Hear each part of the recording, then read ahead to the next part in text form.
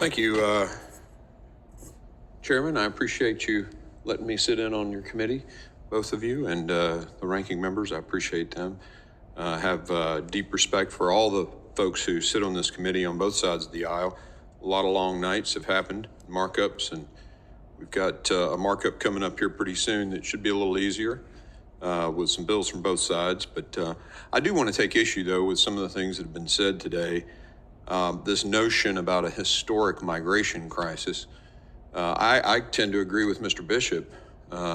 You can trace the causation of this.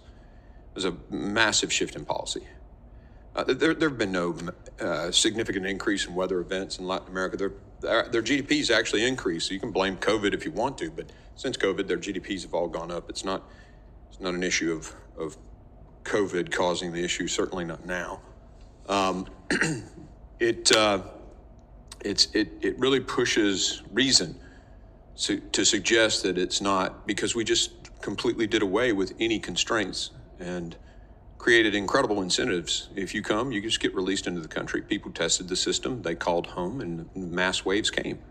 I mean, it's quite simple. I mean, if it was an asylum issue, you get out of your country, you're in the next country, well, you're safe. But they don't do that. They keep coming. It's not that issue. And it's not an issue of just Latin America. I mean, we're talking 160 countries encountered at the southwest border. The notion that it might be because people have different color skin, that's just crazy, because when I was there were a huge group of Russians coming through. It's funny, we want to block Russians from going into Ukraine, but we seem to want to welcome them into the United States if they fill out the CBP-1 app. Doesn't make a lot of sense to me, but it doesn't seem to make a lot of sense to 80% of the Americans, too, if you poll them right now. In terms of the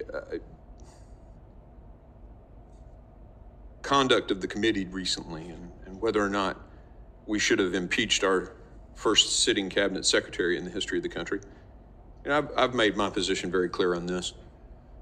The law is the law. The Constitution's the Constitution. The Constitution says Congress writes the laws and the executive branch executes them. And you can look at all the previous impeachments in the past, every single one of them basically made the argument that the executive branch didn't get to pick which ones they wanted to enforce and which ones they didn't.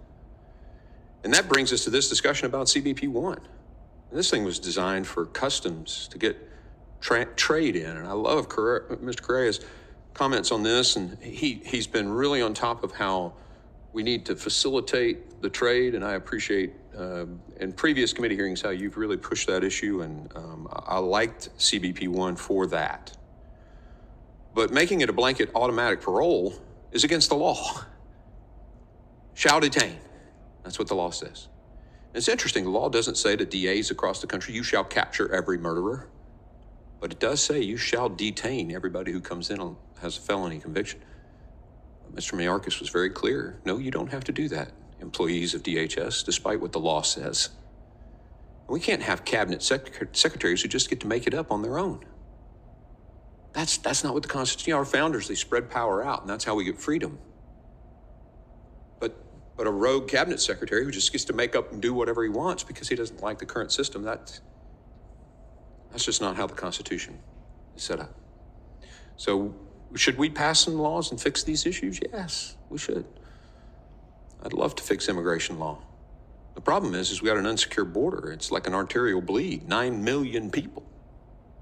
I mean, just think of the teachers we've had to add in the country. If we want a 35-to-1 ratio, that's about 15,000 teachers for this number of kids that have come in. Where are we going to get those in a blink of an eye? It's untenable.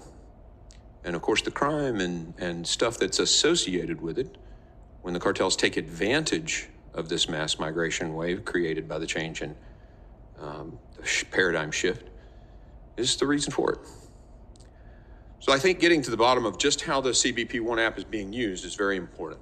I think it's critical, actually, because particularly these special privileges being provided to countries without there being any law passed on that needs to be deeply delved into. And I appreciate both chairmen for putting this committee hearing together, and I look forward to hearing from our witnesses. I yield.